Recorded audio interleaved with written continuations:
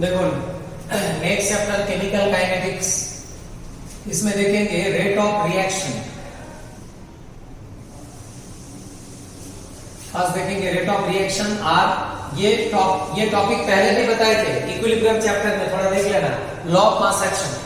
तो rate of reaction क्या है? एक रिएक्शन का रेट कैसे हम लोग एक्सप्लेन करेंगे? रेट मतलब क्या है? रिएक्शन का रेट, रिएक्टेंट प्रोडक्ट में क्या होता है? कन्वर्ट होता है। अच्छा, रिएक्टेंट जब प्रोडक्ट में कन्वर्ट होगा विद टाइम, रिएक्टेंट का अमाउंट क्या होगा? डिक्रीज, और प्रोडक्ट का अमाउंट क्या होगा? Increase per unit time. समय के साथ साथ रिएक्टेंट घटेगा और प्रोडक्ट बढ़ेगा। ये जितना घटेगा, ये जितना बढ़ेगा विद टाइम, उसी को एक्सप्रेस करते हैं in terms of rate, rate of reaction. मतलब how fast the reaction proceeds in forward direction, how fast, वो एक्सप्लेन होगा इस रेट ऑफ रिएक्शन से। तो हम बताए थे rate of reaction is directly proportional to what? पहले डेफिनेशन को लिख देते हैं। रेट क्या है? डिक्रीज इन कंसंट्रेशन ऑफ, किसका कंसंट्रेशन डिक्रीज होता है? रिएक्टेंट, रिएक्टेंट डिक्रीज होगा, और इंक्रीज इन कंसंट्रेशन, किसका कंसंट्रेशन इंक्रीज होगा? प्रोडक्ट। रिएक्टेंट घटेगा, प्रोडक्ट बढ़ेगा पर यूनिट टाइम। समय के साथ साथ रिएक्टेंट जितना घटेगा, प्रोडक्ट जितना बढ़ेगा, वही क्या है? रेट है। तो ये हो गया रेट ऑफ रिएक्शन। अब इसको लिख सकते हैं mathematically, rate is equal to change in concentration of reactant divided by time taken in the change. ये डी क्यों लिया है? For small value of concentration. Big concentration change के लिए टाइम अगर t रिक्वायर्ड होगा, स्मॉल चेंज इन कंसंट्रेशन के लिए टाइम इंटरवल कितना यूज होगा? dt। तो ये स्मॉल इंटरवल के लिए वैल्यू है, माइनस साइन क्या इंडिकेट करता है? डिक्रीज। डिक्रीज अभी तो बताया रिएक्शन क्या होता है? डिक्रीज। डिक्रीज मतलब घटता है, उसी के लिए माइनस साइन। इसको आप ऐसे भी लिख सकते हो, माइनस डी, थर्ड ब्रैकेट के अंदर आर डी टी। ये थर्ड ब्रैकेट क्या बताए थे हम? थर्ड ब्रैकेट का मतलब क्या बताए थे? कंसंट्रेशन। किसका कंसंट्रेशन? रिएक्टेंट। रिएक्टेंट का कंसंट्रेशन विद टाइम घटता है। तो ये हो गया decrease in concentration of reactant per unit time. और रेट को ऐसे भी लिख सकते हैं, rate is equal two plus D concentration of product per unit time dt, और ऐसे भी लिख सकते हैं डी पी dt। और ये प्लस साइन का मतलब क्या है? Increase in concentration.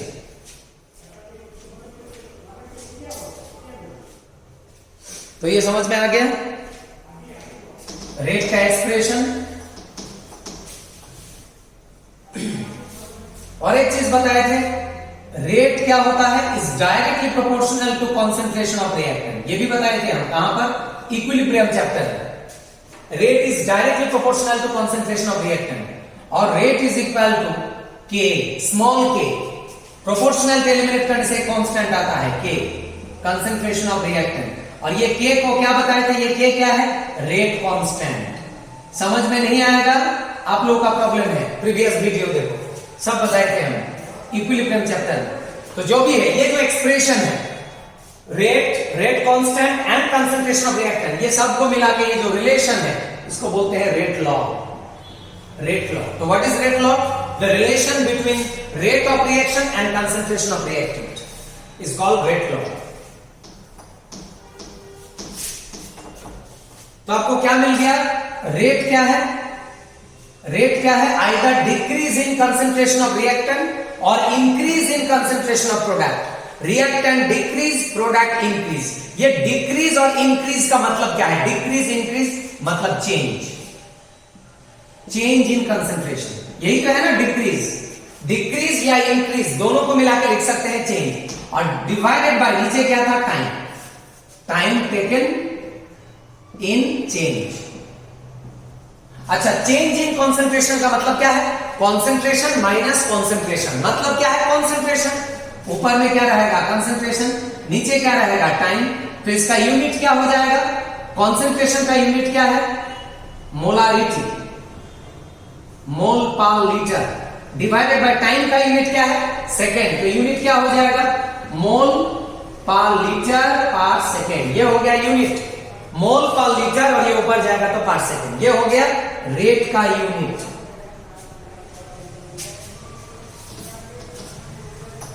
अब यहां पर बताएंगे हम मॉलिक्यूलरिटी। मॉलिक्यूलरिटी क्या है? Molecularity total number of reactant, total number of reactant involve, जितना रिएक्टेंट इन्वॉल्व होता है, total number of reactant involve in A reaction. एक रिएक्शन में जितना रिएक्टेंट मॉलिक्यूल इन्वॉल्व होता है उसको क्या बोलते हैं? Molecularity is called molecularity. For example, जैसे एक रिएक्शन है 2A plus 3B arrow product. ये मेरा एक रिएक्शन है जहां पर A और B क्या है? A और B क्या है? रिएक्टेंट। रिएक्टेंट मिलके क्या दे रहा है? प्रोडक्ट। तो बताओ इस रिएक्शन में मॉलिक्यूलरिटी का वैल्यू क्या होगा? मॉलिक्यूलरिटी का वैल्यू क्या होगा? कितना रिएक्टेंट मॉलिक्यूल इन्वॉल्व है? 2 और 3 मिला के क्या है? 2 + 3 दैट इज 5 होगा मॉलिक्यूलरिटी। तो मॉलिक्यूलरिटी निकालना बहुत इजी है।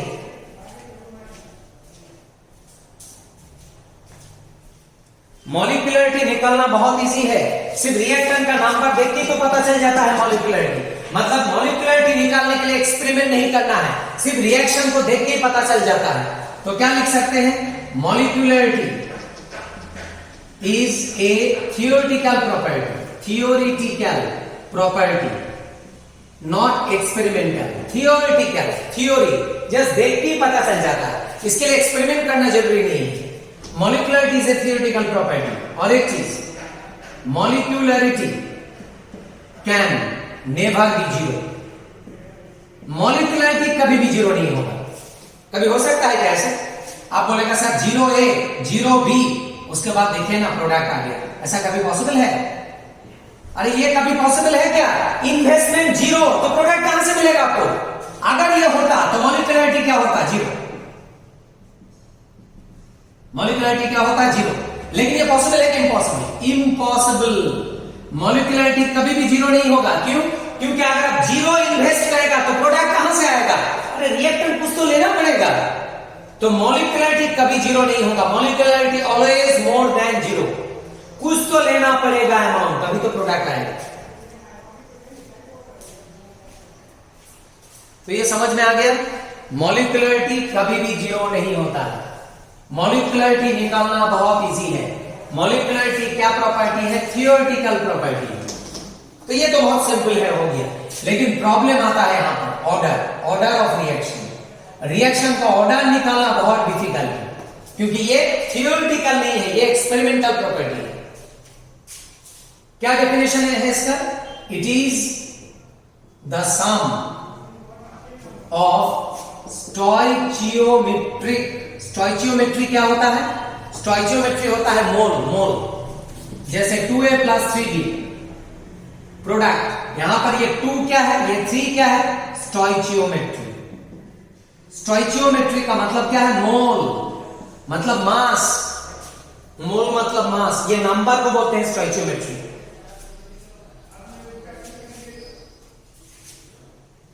स्टोइचियोमेट्री कहां से आया है? दो वर्ड से आया है, स्टोइचियन एंड मेट्रॉन। स्टोइचियन का मतलब क्या है? स्टोइचियन का मतलब है मेजरमेंट, और मेट्रॉन कहां से आया है? मास मेजरमेंट जो भी है। It is the sum of stoichiometric coefficient. Stoichiometric coefficient मतलब ये 2 और 3, ये दोनों का sum. Stoichiometric coefficients of all, किसका स्टोइचियोमेट्रिक कोएफिशिएंट? प्रोडक्ट की रिएक्टेंट हर टाइम रिएक्टेंट इंपॉर्टेंट बताए थे। Of all reactant concentration terms, reactant concentration terms on which, अच्छा रिएक्शन का रेट किसके ऊपर डिपेंड करता है? बार बार बता रहा है, रेट किसके ऊपर डिपेंड करता है? Product reactant. फ्यूचर की प्रेजेंट के ऊपर डिपेंड करता है, मतलब reactant. On which reaction rate depends. ये वाला लाइन बहुत इंपॉर्टेंट है, जिसके ऊपर रेट डिपेंड करेगा वहां से निकलेगा ऑर्डर।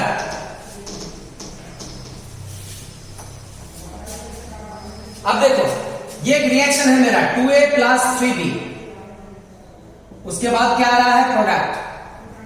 ये दोनों क्या है रिएक्टेंट। तो बताओ तो मुझे यहां पर ऑर्डर क्या है, order sum of stoichiometric coefficient of reactant. तो ये रिएक्टेंट का स्टोइचियोमेट्री क्या है 2 और इसका स्टोइचियोमेट्री क्या है 3। तो ये दोनों का सम लेने से हो गया ना ऑर्डर। गलत, ये ऑर्डर नहीं। ठीक से पढ़ो sentence. Some of stoichiometric coefficient, ये दोनों का सम होगा, लेकिन और एक चीज इंपॉर्टेंट है, रिएक्टेंट का ही लेना है स्टोइचियोमेट्री, लेकिन जिसके ऊपर क्या होना पड़ेगा, रेट को डिपेंड होना पड़ेगा। अभी मुझे बताओ रेट किसके ऊपर डिपेंड करता है, रिएक्टेंट। कितना रिएक्टेंट 2A एंड 3B, लेकिन रेट किसके ऊपर डिपेंड करेगा नहीं करेगा, आपको रिएक्शन देख के पता चलेगा कि एक्सपेरिमेंट करना पड़ेगा। एक्सपेरिमेंट ऐसे पता नहीं चलेगा। कोई अगर बोलेगा ऑर्डर, ये दोनों को सम कर दो ऑर्डर निकल गया, गलत। क्योंकि ये लाइन जो है ये इंपॉर्टेंट है, रिएक्शन रेट डिपेंड्स, किसके ऊपर डिपेंड करता है ये पता नहीं है मुझे। रेट किसके ऊपर डिपेंड करता है वो जानने के लिए स्टडी करना पड़ेगा। स्टडी मतलब आपको जानना पड़ेगा मैकेनिज्म, मैकेनिज्म जानना पड़ेगा, मैकेनिज्म। और मैकेनिज्म कैसे मिलता है, आफ्टर स्टडी, आफ्टर एक्सपेरिमेंट। समझ में आ रहा है क्या? एक सिंपल एग्जांपल देंगे हम। आपका घर में आपका पापा है या बड़ा भैया है, कोई भी है, घर में इनकम करता है, बहुत कोई करता है इनकम। अगर हम बोलेंगे घर में जो इनकम है, घर में जो इनकम है वो इनकम करने वाला आदमी कितना है, टोटल नंबर ऑफ आदमी कितना है बताओ।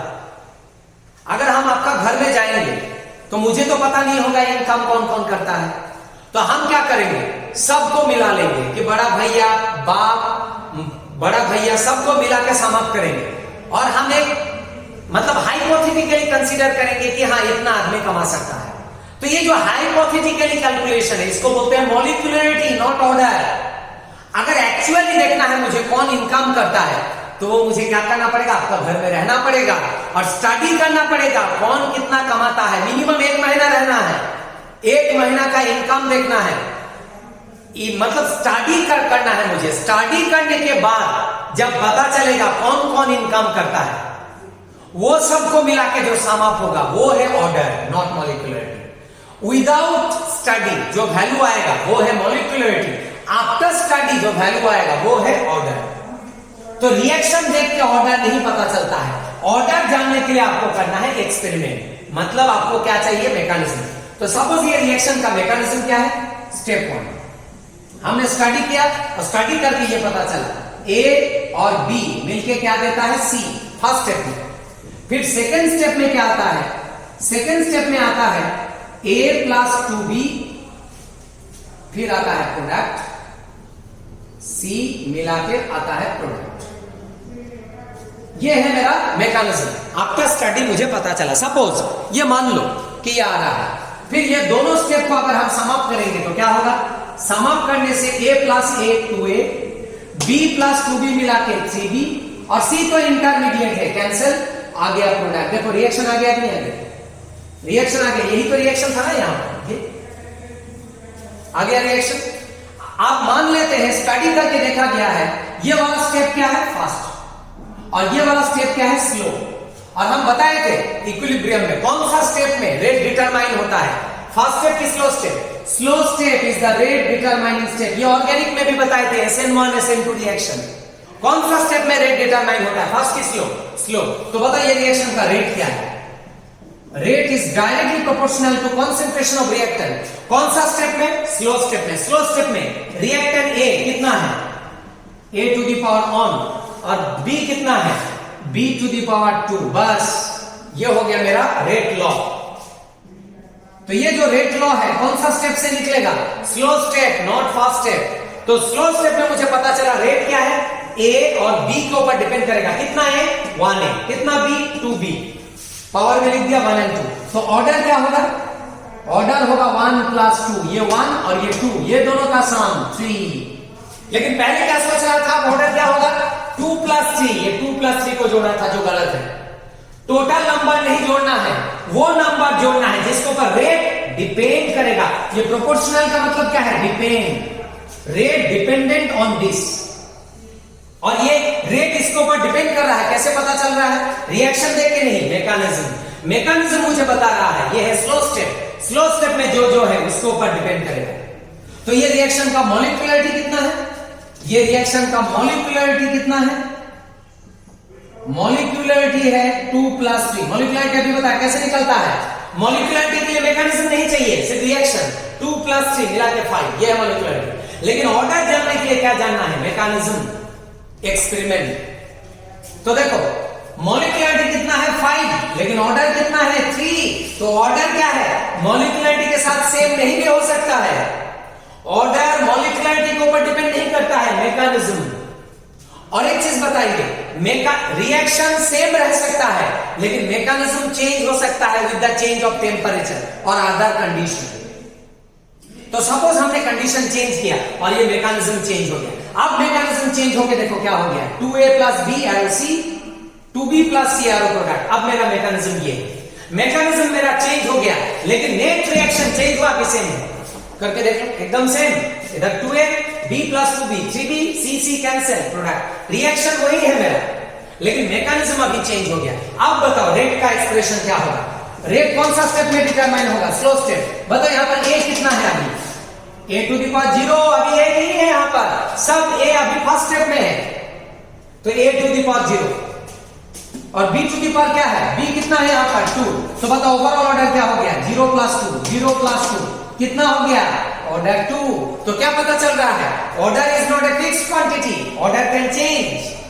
ऑर्डर चेंज हो गया देखो, with the change of what, with the change of reaction, with the change of mechanism. Mechanism change हो गया, तो ऑर्डर कब चेंज होगा, जब मैकेनिज्म चेंज होगा। रिएक्शन लेकिन वही है, तो ऑर्डर कैन बी 0 आल्सो। देखो यहां पर ऑर्डर विद रिस्पेक्ट टू ए क्या है, 0। और ये भी हो सकता है फिर से कंडीशन चेंज किया, देखो अभी चेंज हो गया ये। अब जितना भी ए और बी था सब फर्स्ट स्टेप में है, स्लो स्टेप में बी है ही नहीं। अब देखो रेट क्या है, यहां पर ए कितना है 0, यहां पर बी कितना है, अरे बी भी अभी 0 है, 0 प्लस 0 कितना हो गया 0, मतलब order can be 0 also. Order 0 का मतलब क्या है, ए और बी होगा कि नहीं होगा, रिएक्शन में ए कितना है 0, बी कितना है 0, मतलब ए भी नहीं है और बी भी नहीं है, यही तो है ना। गलत, ऐसा नहीं है। कौन बोला ए और बी नहीं है, अरे ए बी है, ए बी नहीं है क्या, ए बी है, लेकिन वो कौन सा स्टेप में है, फर्स्ट स्टेप में, स्लो स्टेप में नहीं है। और हम लोग रेट कहां से निकालते हैं, स्लो स्टेप। फिर से रिपीट करेंगे, ऑर्डर 0 का मतलब क्या है, रिएक्टेंट 0 नहीं है, रिएक्टेंट है लेकिन स्लो स्टेप में क्या है, रिएक्टेंट 0 है। स्लो स्टेप में रिएक्टेंट नहीं है, रिएक्टेंट कहां है, फर्स्ट स्टेप। लेकिन हम लोग क्या लेके काम करते हैं, फर्स्ट स्टेप की स्लो स्टेप, स्लो स्टेप। देखो ऐसा भी हो सकता है 2a प्लस 3b, यहां पर आप करेंगे हम 4b और यहां पर करेंगे c माइनस b। देखो नेट रिएक्शन क्या है, डिफरेंट की सेम, नेट रिएक्शन लेकिन कभी चेंज नहीं होगा। फिर से मैकेनिज्म चेंज हो गया, क्या हो गया 2a 4b माइनस b मिला के क्या है 3b और c क्या हो गया कैंसिल। नेट रिएक्शन देखो वही आ गया, लेकिन आपके ऑर्डर क्या है बताओ, ए कितना है यहां पर 0 और बी कितना है, बी कितना है 0 नहीं है, कितना है 1 नहीं, -1। अभी बी -1 है, माइनस साइन है नहीं है यहां पर। ए क्या है 0, बी क्या है -1, तो ऑर्डर क्या हो गया 0 -1, दैट इज -1, मतलब order can be negative also, order can be negative also. और एक चीज फिर से हम मैकेनिज्म को चेंज करेगा, देखो अब ए क्या लिया हम 1.5 और b क्या लिया 3 और यहां पर क्या लिया हाफ a प्लस क्या लिया c। देखो रिएक्शन वही है कि नहीं है, देखो अरे कैंसिल करके देखो ना, c कैंसिल, इंटरमीडिएट तो कैंसिल हो जाएगा, हाफ a और हाफ a, 1.5 एंड हाफ मिला के क्या है 2। देखो रिएक्शन वही आ रहा है 3b और इधर क्या है प्रोडक्ट, रिएक्शन वही आ रहा है लेकिन मैकेनिज्म अभी चेंज। अभी बताओ रेट क्या है, ए के ऊपर ऊपर डिपेंड करेगा, कितना a to the power half, और b कितना है अभी यहां पर, b कितना है 0, तो सम क्या हो गया हाफ प्लस 0, दैट इज क्या हो गया हाफ, मतलब order can be fractional also, order can be fractional also. तो बहुत सारा चीज बताया, अभी एक एक करके लिखते हैं। First point, order is an experimental property, experimental property. Molecularity क्या था, थ्योरेटिकल, और ये क्या है एक्सपेरिमेंटल, मतलब ऑर्डर जानने के लिए एक्सपेरिमेंट करना पड़ेगा, मैकेनिज्म चाहिए, मैकेनिज्म। तो ऑर्डर जानने के लिए क्या जानना है, mechanism. Order is an experimental property, order can change, order can change with the change of experimental conditions। अगर एक्सपेरिमेंटल कंडीशन चेंज करोगे ऑर्डर चेंज होगा, लेकिन रिएक्शन चेंज नहीं होगा। with the change of experimental condition or with the change of mechanism। और एक point लिख सकते हैं, order can be 0, order can be positive, order can be negative, और order can be fractional also, fractional भी हो सकता है। बस ये हो गया ऑर्डर। तो क्या पता चला आपको, मॉलिक्युलरिटी निकालना बहुत इजी है, लेकिन ऑर्डर निकालना डिफिकल्ट है, क्योंकि ऑर्डर के लिए क्या करना है, स्टडी करना है, एक्सपेरिमेंट करना है, मैकेनिज्म चाहिए, तभी ऑर्डर निकलेगा। तो ये हो गया ऑर्डर और मॉलिक्युलरिटी। अब ऑर्डर रिलेटेड एक यहां पर क्वेश्चन है, देखो page number 61, question number 9, page number 61, question number 9। क्या दिया है क्वेश्चन नंबर 9? क्वेश्चन नंबर 9 दिया, which one of the following statements for order of reaction is incorrect. Incorrect statement कौन सा है? ऑप्शन क्या होगा, सी। देखो क्यों इनकरेक्ट है, सी में क्या लिखा है, order of reaction is always whole number. ये एकदम गलत है, ऑर्डर कभी होल नंबर होगा ऐसा कोई फिक्स नहीं है, अभी तो बताया। ऑर्डर होल नंबर फ्रैक्शनल भी हो सकता है, तो ऑप्शन हो गया सी। कितना सिंपल क्वेश्चन, फिर भी एग्जाम में आते रहता है। और एक है यहां पर page number 63, page number 63, question number 31। क्या दिया है, Which one of the following statements for order of reaction is not correct? Incorrect statement कौन सा है? ऑप्शन क्या होगा, डी में क्या लिखा है, order can not be fractional, order can not be fractional, कि कैन बी फ्रैक्शनल, अभी तो बताया फ्रैक्शनल हो सकता है ऑर्डर। तो ये ऑर्डर रिलेटेड दो क्वेश्चन बता दिया।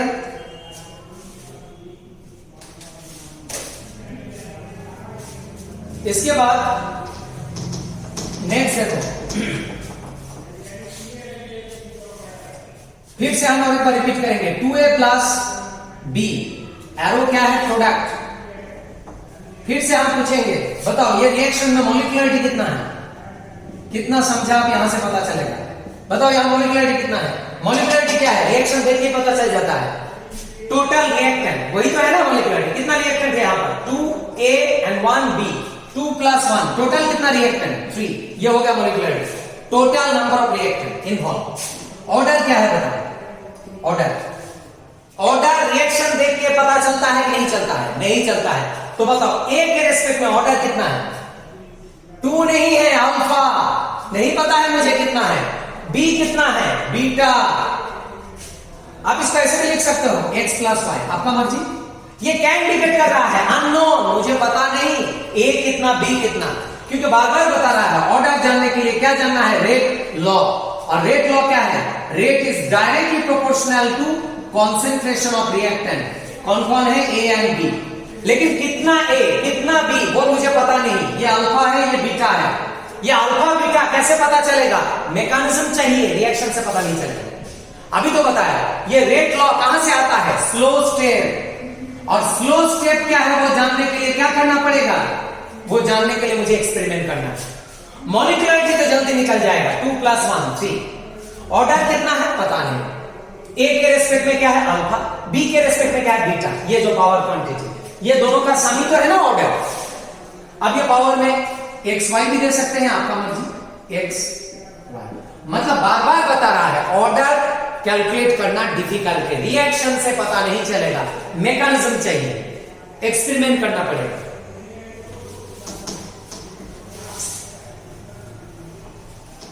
अब इसके बाद हम स्टार्ट करेंगे first order reaction. First order बताएंगे, उससे पहले यूनिट बता देते हैं। Unit of rate constant. Rate constant क्या है बताए थे, स्मॉल के, नॉट कैपिटल के। कैपिटल के क्या होता है बताए थे, इक्विलिब्रियम कांस्टेंट। तो रेट कांस्टेंट का यूनिट, तो लेट अस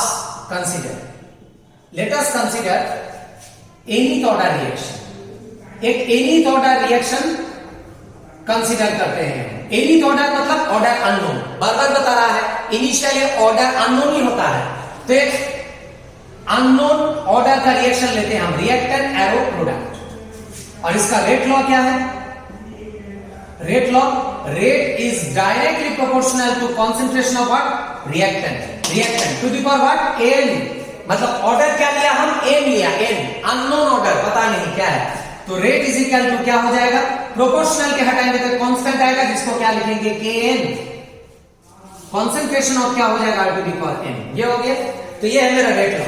ये क्या है, rate constant, any order rate constant, मतलब ऑर्डर क्या है, अननोन, पता नहीं ये क्या है। अगर ये फर्स्ट ऑर्डर होगा तो ये K1, सेकेंड ऑर्डर होगा तो ये K2, थर्ड ऑर्डर होगा तो K3। फर्स्ट ऑर्डर के लिए यहां पर 1, सेकेंड ऑर्डर के लिए 2, थर्ड ऑर्डर के लिए 3। अब यहां से यूनिट निकालेंगे हम K का, तो यहां से बताओ देयरफॉर क्या लिख सकते हैं, Kn इज इक्वल टू क्या होगा, रेट डिवाइडेड बाय क्या होगा, concentration of reactant to the power n। होगा कि नहीं होगा दोस्तों, ये वाला क्वांटिटी को इधर लेके आ गया, आएगा कि नहीं आएगा। तो ये एनी ऑर्डर रिएक्शन के लिए आ गया। अब रेट क्या है, थोड़ा देर पहले बताए थे, रेट क्या है, चेंज इन कंसंट्रेशन और simply concentration divided by time taken in change. ये हो गया मेरा रेट, रेट का एक्सप्रेशन। और नीचे क्या है, नीचे है कंसंट्रेशन टू द पावर क्या है, n। कंसंट्रेशन टर्म है कि नहीं है, ये कंसंट्रेशन टू द पावर क्या है, n। तो क्या हो जाएगा, ये concentration to the power 1 minus n, time क्या है, इनवर्स। समझ में आया, ऊपर में क्या है, concentration to the power 1, concentration to the power n। n ऊपर जाएगा तो क्या होगा, 1 माइनस n। समझ में आ रहा है। और टाइम ऊपर जाएगा तो क्या होगा, टाइम इनवर्स। तो ये हो गया मेरा Kn का एक्सप्रेशन। देयरफॉर बताओ यहां से K1 क्या होगा, K1 मतलब ये नहीं ऑर्डर था, ये क्या हो गया, first order. First order rate constant क्या होगा, कंसंट्रेशन क्या है, मोल पर लीटर, मोल पर लीटर टू द पावर क्या होगा, 1 माइनस 1। n का वैल्यू क्या है यहां पर, 1 है कि नहीं है। और ये क्या होगा, टाइम, टाइम मतलब क्या है, सेकंड, सेकंड इनवर्स। अच्छा 1 माइनस 1 क्या है, 0, समथिंग टू द पावर 0 क्या है, 1, ये वैनिश हो जाएगा, मतलब क्या रहेगा, सेकंड इनवर्स। तो निकल गया K1 का यूनिट क्या है, सेकंड इनवर्स। क्या है ये, first order rate constant. NCERT खोल के देख लेना, अपना बुक्स खोल के, K1 का यूनिट सेकंड इनवर्स ही दिया है, टाइम इनवर्स। सिमिलरली आप निकाल सकते हैं K2 का यूनिट क्या है, ये सेकेंड ऑर्डर रेट कांस्टेंट। अब ये क्या होगा, मोल पर लीटर टू द पावर क्या होगा, 1 माइनस 2। n का वैल्यू क्या पुट किया है, 2। और टाइम तो सेम ही रहेगा, second inverse, time inverse, second inverse, second inverse. तो n का वैल्यू 1 पुट किया एक बार, n का वैल्यू 2 पुट किया एक बार। n अगर 2 होगा तो यहां पर क्या आएगा, 2। देखो समझ में आ रहा है ये। फिर क्या हो जाएगा, ये 1 माइनस 2 क्या है, 1 माइनस 2 क्या रहेगा, -1, मतलब इनवर्स। 1 माइनस 2 क्या है, -1। और -1 का मतलब क्या है, इनवर्स। इनवर्स का मतलब क्या हो जाएगा, ये लीटर पर मोल पर सेकेंड। ये हो गया यूनिट K2 का। ये क्या है, इनवर्स, इनवर्स मिला के लीटर, और ये मोल इनवर्स है कि नहीं है, और ये सेकेंड इनवर्स। तो ये हो गया K2 का यूनिट, मतलब सेकेंड ऑर्डर रेट कांस्टेंट। तो जो भी है ये एक्सप्रेशन मैजिक क्रिएट करेगा, मैजिक। क्यों, क्योंकि यहां पर सिर्फ K1 K2 नहीं, आप K3 भी निकाल सकते हैं, K4 K5 K6, जो आपको बुक्स में नहीं मिलेगा। एनसीईआरटी में सिर्फ 2 ही है, फर्स्ट ऑर्डर और सेकेंड ऑर्डर। थर्ड ऑर्डर नहीं मिलेगा, फोर्थ ऑर्डर नहीं मिलेगा, लेकिन यहां से निकाल सकते हैं आप। अगर थर्ड ऑर्डर होगा तो क्या होगा, थर्ड ऑर्डर K3, तब क्या होगा मोल पर लीटर, और यहां पर क्या होगा 1 माइनस क्या हो जाएगा 3, तो क्या हो जाएगा ये मोल पर लीटर टू द पावर -2 पर सेकेंड, होगा कि नहीं होगा। देखो K3 भी निकल जाएगा, जो आपको बुक्स में नहीं मिलेगा K3 का यूनिट, लेकिन निकाल सकते हैं, मैजिक क्रिएट करता है ये एक्सप्रेशन, किसी का भी यूनिट निकाल सकते हैं, K1 K2 K3 K4 K5। तो अगर 3 क्या था यहां पर -3, 1 - 3 क्या है -2, फिर ये क्या हो जाएगा इनवर्स इनवर्स कैंसिल हो गई, हो जाएगा लीटर स्क्वायर, और ये मोल इनवर्स 2, और ये क्या हो जाएगा सेकंड इनवर्स। ये हो गया थर्ड ऑर्डर रेट कांस्टेंट का unit, third order rate constant.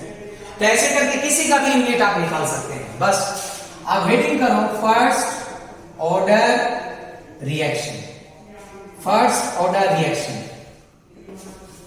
First order reaction.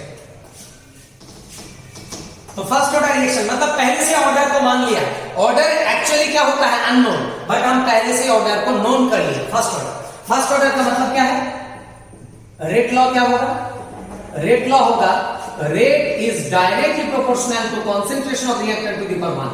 हम पहले से ही मान लिया ऑर्डर क्या है 1, नोन ऑर्डर, मतलब रेट इज इक्वल टू क्या होगा rate constant K1 R to the power 1। ये क्या है फर्स्ट ऑर्डर रेट कांस्टेंट।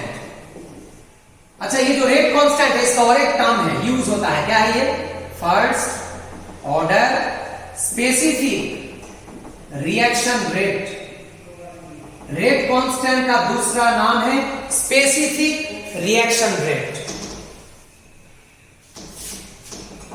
तो ये भी याद रखना, कभी कभी रेट कांस्टेंट को स्पेसिफिक रिएक्शन रेट भी बोलता है, ये याद रखना। क्यों बोलता है वो भी बता देते हैं। देखो ये क्या है रेट लॉ का expression, rate is equal to rate constant into concentration of reactant. ये है कि ये वाला एक्सप्रेशन। अब मुझे एक चीज बताओ, रेट और रेट कांस्टेंट कब होगा इक्वल, ये क्या है rate constant, rate constant equal to what, rate constant equal to what, rate constant is equal to rate at any condition, क्या स्पेसिफिक कंडीशन, जब concentration of reactant equal to क्या होगा 1 molar. समझ में आया? अरे ये 1 होगा तभी तो वैनिश होगा ना, something multiplied by 1 vanish, K1 रहेगा। तो बताओ K1 कब होगा रेट कांस्टेंट कब होगा रेट एट एनी कंडीशन, क्या स्पेसिफिक कंडीशन, स्पेसिफिक 1 करना है, यहां 2 करने से कम नहीं चलेगा। अगर आप 2 करेगा तब तो ये मल्टीप्लाइड बाय 2 रहेगा, यहां मल्टीप्लाइड बाय क्या करना है 2 की 1, अरे तभी तो ये वैनिश होगा। तो क्या पता चल रहा है, rate constant equal to rate तभी होगा जब कॉन्सेंट्रेशन क्या लेगा 1, मतलब स्पेसिफिक कंडीशन में होगा, स्पेसिफिक वैल्यू लेना है। तो rate constant equal to rate at a specific condition, that's why rate constant is called specific rate, not rate, specific rate। समझ में आ रहा है, बहुत सिंपल है। तो याद रखना रेट कांस्टेंट का दूसरा नाम स्पेसिफिक रेट। अब हम यहां पर क्या लेंगे रिएक्शन। तो याद रखना ये है मेरा रेट लॉ, किसके लिए फर्स्ट ऑर्डर रिएक्शन के लिए, rate is equal to rate constant reactant to the power 1। अब यहां पर हम एक रिएक्शन कंसीडर करेंगे, अननोन रिएक्शन, वो क्या है R एरो P, जहां पर R क्या है रिएक्टेंट, P क्या है प्रोडक्ट। तो इनिशियल स्टेज में जब टाइम 0 तब कॉन्सेंट्रेशन क्या है, कॉन्सेंट्रेशन क्या है इसका A है सपोज, और इसका क्या है 0 सपोज मान लेते हैं।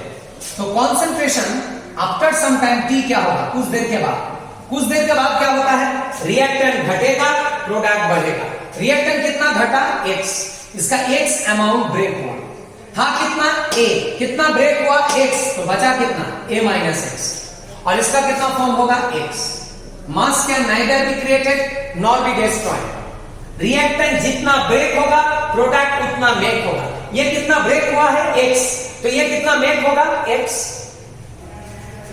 तो यहां से क्या पता चल रहा है A क्या है, यहां से क्या पता चल रहा है A क्या है, ए क्या है लिखा है, तो ए क्या है, concentration at what state initial. तो ए क्या है इनिशियल कंसंट्रेशन, इनिशियल कंसंट्रेशन किसका ऑफ रिएक्टेंट। ए क्या है? रिएक्टेंट का इनिशियल कंसंट्रेशन। ये क्या स्टेज है? इनिशियल। तो ए क्या है? Initial concentration of reactant. अच्छा, इसी को ही एनसीईआरटी में क्या लिखा है? R not. ऐसे ये क्या है? कंसंट्रेशन। किसका कंसंट्रेशन? रिएक्टेंट। अरे रिएक्टेंट है नहीं है? At what stage? जीरो, मतलब जब टाइम जीरो हो। जीरो टाइम इंडिकेट करता है। कोई कोई बुक्स में इसको लिखता है C0, कोई कोई बुक्स में इसको ऐसे भी लिखता है A0। जो भी लिखो सब सेम मीनिंग है। ये 0 0 0 का मतलब time zero, time zero, initial concentration of reactant. NCERT में ये वाला डेजिग्नेशन है R0। तो आप A लिखो या R0 लिखो, मीनिंग सेम ही है। और बताओ X क्या है? X क्या है? अरे ये भी तो कॉन्सेंट्रेशन है। किसका कॉन्सेंट्रेशन? प्रोडक्ट। X क्या है? Concentration of product. Concentration of product form. Product क्या हो रहा है? फॉर्म। या इसका ऐसे भी लिख सकते हैं, X क्या है? Concentration of reactant. X क्या है? कंसंट्रेशन ऑफ प्रोडक्ट मेक, या कंसंट्रेशन ऑफ रिएक्टेंट मेक इब्रेक्ट। Concentration of reactant decomposed. Decomposed होना मतलब ब्रेक होना, ब्रेक। तो X क्या है? कंसंट्रेशन। X क्या है? कंसंट्रेशन। अरे कंसंट्रेशन है कि नहीं है? X क्या है? कंसंट्रेशन ऑफ रिएक्टेंट डिकम्पोज्ड या कंसंट्रेशन ऑफ प्रोडक्ट फॉर्म। लिख सकते हैं। तो A माइनस X क्या है? A minus X concentration. किसका concentration? A minus X concentration of reactant remaining at any time t। Concentration of reactant at time t time में जो रिमेनिंग कंसंट्रेशन है वो है A माइनस एक्स। और A minus X को हम ऐसे भी लिख सकते हैं A माइनस एक्स। हो सकता है कि हो सकता है? देखो ब्रैकेट ओपन करो, A माइनस ए कैंसिल, बचेगा क्या? सॉरी, इसको x करते हैं। देखो यहां पर A माइनस एक्स को लिख सकते हैं x। A क्या होगा? कैंसिल, और माइनस माइनस क्या हो जाएगा? प्लस x आएगा कि आएगा? फर्दर बताओ A क्या है आपका? A क्या है? अभी तो बताया A क्या है? R not. अच्छा, A माइनस एक्स को, इसको बाद में बताएंगे, पहले इसको बताते हैं। A क्या है? एनसीईआरटी में R नॉट, लेकिन A माइनस एक्स इसको क्या लिखता है एनसीईआरटी में? R या RT भी लिख सकते हैं। ये क्या टाइम में था? Zero time. और ये क्या टाइम में है? Positive time. यहां जीरो नहीं दिया है, मतलब आपका सम टाइम t। इसको आप RT भी लिख सकते हैं, आपका मर्जी। T टाइम में कंसंट्रेशन, और ये जीरो टाइम में। T टाइम मतलब after some time. After some time में क्या है? जीरो टाइम में क्या है? A जीरो टाइम में। और T टाइम में क्या है? A minus x. कोई कोई बुक्स में इसको लिखता है CT, कोई कोई बुक्स में इसको लिखता है AT। अब देखो ये T को हटा के ऐसे भी लिख सकते हैं हम, ये भी करेक्ट है। कोई कोई बुक्स में तो ऐसे भी लिखता है, मतलब जीरो नहीं लिखना है। जीरो का मतलब इनिशियल, पॉजिटिव लिखना है। जो भी है ये रिमेनिंग कंसंट्रेशन। अब A माइनस एक्स का वैल्यू क्या है? A minus x. A cancel करो, देखो x आएगा। फर्दर A की जगह पर हम क्या लिख सकते हैं? R not. और A माइनस एक्स की जगह पर क्या लिख सकते हैं? R। ये हो गया x का वैल्यू। कोई कोई बुक्स में इसका ऐसे भी लिखता है C नॉट माइनस C। कोई कोई बुक्स में इसका ऐसे भी लिखता है A नॉट माइनस A। ये क्या है? Concentration of reactant. Concentration of reactant. और C तो कंसंट्रेशन है, इसीलिए यहां पर थर्ड ब्रैकेट नहीं दिया है। C इटसेल्फ एक कंसंट्रेशन है, दैट्स व्हाई थर्ड ब्रैकेट। ऐसे अगर लिखोगे ये मीनिंगलेस। क्यों? क्योंकि C क्या है? कंसंट्रेशन। थर्ड ब्रैकेट भी क्या है? कंसंट्रेशन। तो दो बार कंसंट्रेशन रिपीट नहीं करना, मीनिंगलेस हो जाएगा ना। इसीलिए C लिखने के टाइम थर्ड ब्रैकेट नहीं देना है। यहां थर्ड ब्रैकेट जरूरी है क्योंकि R रिएक्टेंट है। A क्या है? रिएक्टेंट है। जो भी है ये हो गया। अब हम लोग का रेट लॉ क्या था? रेट लॉ क्या था? Rate is equal to rate constant concentration of reactant to the power 1। ये था ना, क्योंकि हम पहले मान लिया था ये फर्स्ट ऑर्डर है। अब रेट की जगह पर क्या लिख सकते हैं हम? d of concentration of reactant dt minus, starting में बताए थे हम, अगर रिएक्टेंट लेगा तो माइनस और प्रोडक्ट लेगा तो प्लस। ये है रेट का एक्सप्रेशन, इक्वल टू K1। और बताओ रिएक्टेंट का कंसंट्रेशन क्या है एट एनी टाइम t। यहां पर टाइम क्या लिया है? t, not zero time. After some time T reactant का कंसंट्रेशन क्या है A माइनस एक्स। इसको अभी ऐसे ही रखो, कंसंट्रेशन ऑफ रिएक्टेंट बाद में चेंज करेंगे, ओके जो भी है। अच्छा ये आ गया। अच्छा कोई पूछा नहीं, कोई पूछ सकता है, सॉरी कोई पूछ सकता है मुझे, सर आप रिएक्टेंट भी क्यों नहीं लिया, प्रोडक्ट क्यों नहीं लिया? प्रोडक्ट लेकर प्लस भी तो कर सकता है। रिएक्टेंट इसलिए लिया क्योंकि इधर कौन है रिएक्टेंट सॉल्व करना इजी होगा। जैसे आप लोग जब इंटीग्रेशन करते हैं, बताओ इसको इंटीग्रेट करना इजी है, किसको इंटीग्रेट करना इजी है बताओ? ये दोनों में किसको इंटीग्रेट करना इजी है? इसको करना इजी है क्योंकि दोनों सेम काम है, x से x, ये x और ये y है, थोड़ा डिफिकल्ट है। इसीलिए ये क्या है dr, क्यों लिया dr? क्योंकि ऑलरेडी यहां पर r है, r सॉल्व करना इजी है, तो ये भी समझना है।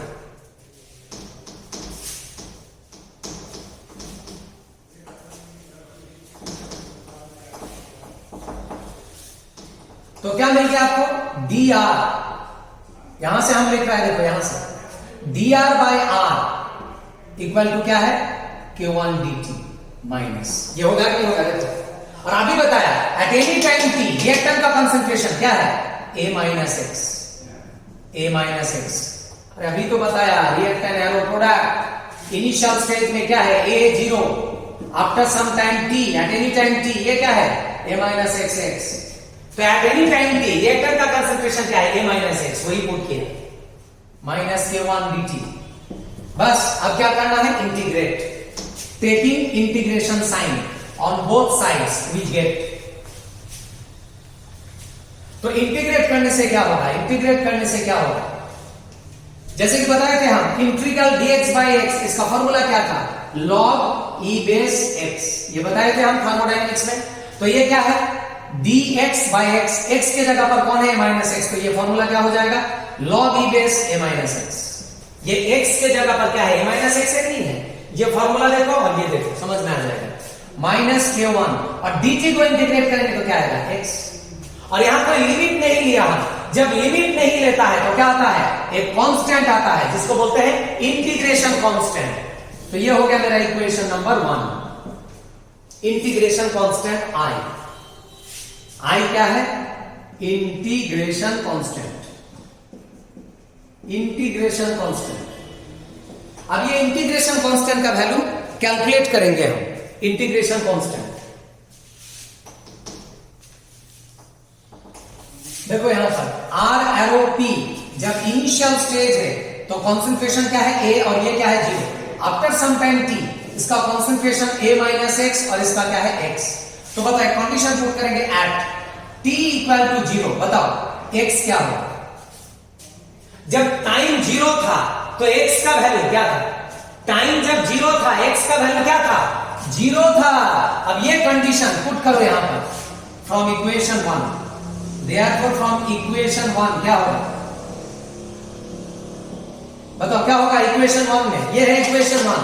तो इक्वेशन 1 से क्या आएगा log e base a minus क्या पुट किया x के जगह पर क्या पुट किया, अभी तो बोला x क्या है 0, जब टाइम क्या है 0 तो x के जगह पर 0 पुट किया, तो क्या हो जाएगा ये q1x नहीं था सॉरी q1t था ना, ये q1t चेक करो q1t dt का इंटीग्रेशन है। तो बताओ क्या हो गया x के जगह पर क्या पुट किया 0, तो टाइम के जगह पर भी क्या पुट होगा 0, प्लस क्या आ जाएगा i। ये t था क्योंकि dt था ना इंटीग्रल, dt को इंटीग्रेट करने से क्या आएगा t। तो जो भी है ये समझ में आ गया, x के जगह पर 0 पुट किया तो टाइम भी क्या हो गया 0 क्योंकि t 0 होने से x 0, ये कंडीशन पुट किया यहां पर, तो ये आ गया। बस यहां से निकल जाएगा इंटीग्रेशन कांस्टेंट का वैल्यू, ये आ गया log e base a equal to i, निकल गया i का वैल्यू क्योंकि ये क्वांटिटी तो 0 है, मल्टीप्लाइड बाय 0 0। अब ये i का वैल्यू पुट करो, putting the value of i in equation 1। अब इक्वेशन 1 में i का वैल्यू पुट करो, इक्वेशन 1 क्या था log e base a minus x minus q1t plus i, ये था ना इक्वेशन 1। अब इसमें वैल्यू पुट करो i का log e base a minus x minus q1t, बताओ i का वैल्यू क्या मिला आपको log e बेस a, ये log e base a put किए log e बेस a। बस ये वैल्यू पुट करने के बाद क्या आ जाएगा एक्सप्रेशन एक्सप्रेशन क्या आ जाएगा, log e base a minus x minus k1t plus log e base a। तो यहां से k1t क्या हो जाएगा, log e base a minus log e base a minus x। ये क्वांटिटी को इधर लाया, ये क्वांटिटी को इधर लाया, ये इधर आएगा तो क्या होगा, प्लस माइनस हो जाएगा। अब ये क्या फॉर्मूला है, log m minus log n, क्या होगा, log m बाई n, ये हो गया फॉर्मूला। फिर k1 क्या हो जाएगा, 1 by t log e base a by a minus x। बस ये हो गया rate equation for first order reaction, NCERT में मिल जाएगा। तो ये डेरिवेशन भी इंपॉर्टेंट है, रेट इक्वेशन और फर्स्ट ऑर्डर रिएक्शन। एनसीईआरटी में ये एक्सप्रेशन कैसे होगा, अच्छा और एक चीज, log e बेस को अगर log 10 बेस करेंगे तो क्या होगा, थर्मोडायनेमिक्स में बताए थे 2.303 मल्टीप्लाई होगा 10 बेस में a by a minus x आ गया। एनसीईआरटी में यही एक्सप्रेशन होगा ऐसे 2.303 बाई t log 10 बेस। अभी बताया a को हटा के क्या लिख सकते हैं, r नॉट, और a माइनस x को क्या लिख सकते हैं, r। ये वाला एक्सप्रेशन आपको एनसीईआरटी में मिलेगा, लेकिन सबका मीनिंग क्या है, सेम है। आप a लिखो या r नॉट लिखो, बात तो एक ही है, a माइनस x को r भी लिख सकते हैं। तो ये हर इक्वेशन क्या है, सब सेम मीनिंग है। इसको आप ऐसे भी लिख सकते हो k1 2.303 by t log 10 base, r not को c नॉट और r को c भी लिख सकते हैं आप, ये भी क्या है, एकदम करेक्ट है। तो यहां जितना भी एक्सप्रेशन लिख रहा है हम, सबका मीनिंग क्या है, सेम है, सबका meaning same. This all are rate equation. Rate equation किसका, rate equation, rate equation of first order reaction, first order reaction. और यहां से आप ग्राफिकल प्लॉट भी कर सकते हैं, ग्राफिकल प्लॉट, ग्राफिकल प्लॉट भी कर सकते हैं। अगर ग्राफिकल प्लॉट करेंगे y वर्सेस x, अगर अलोंग y एक्सिस आपका होगा log e base a minus x और इधर होगा टाइम t, तो ग्राफिकल प्लॉट ऐसा होगा। देखो ये ग्राफिकल प्लॉट समझ में आ रहा है कि नहीं आ रहा, ये वाला इक्वेशन को लिए, ये यहां वेरिएबल क्वांटिटी कौन है, ये है वेरिएबल, इसको लिया y, और ये टाइम t वेरिएबल, इसको लिया x। ये वाला क्वांटिटी क्या है, m, और ये वाला क्वांटिटी क्या है, c मतलब क्या है, ये इंटरसेप्ट, और n क्या है, स्लोप। और ये स्लोप का वैल्यू क्या है, नेगेटिव, स्लोप का वैल्यू क्या है, नेगेटिव। और स्लोप जब नेगेटिव होता है, स्ट्रेट लाइन किधर जाता है, ऊपर के नीचे, इसीलिए नीचे जा रहा है। तो ये जो स्ट्रेट लाइन मिला है, क्या प्लॉट है ये, log e a minus x versus time t, यही इक्वेशन का ग्राफ है। ये स्लोप क्या है, इसका स्लोप है माइनस k1, जो क्या इंडिकेट करता है, नेगेटिव स्लोप, मतलब ये स्ट्रेट लाइन नीचे से जाएगा। फिर यही ग्राफ अगर एग्जाम में ऐसे रहेगा, इसको छोड़ के मत आ जाना। अभी बताए एनसीईआरटी में a माइनस x को क्या लिख सकता है, r, इसके साथ टाइम t देगा, तभी क्या डिफरेंट, सेम मीनिंग, अरे एक ही तो बात है। ये सब ग्राफ आपको मिल जाएगा। बस ये वीडियो में यहां तक रखो, फिर नेक्स्ट वीडियो में बताएंगे।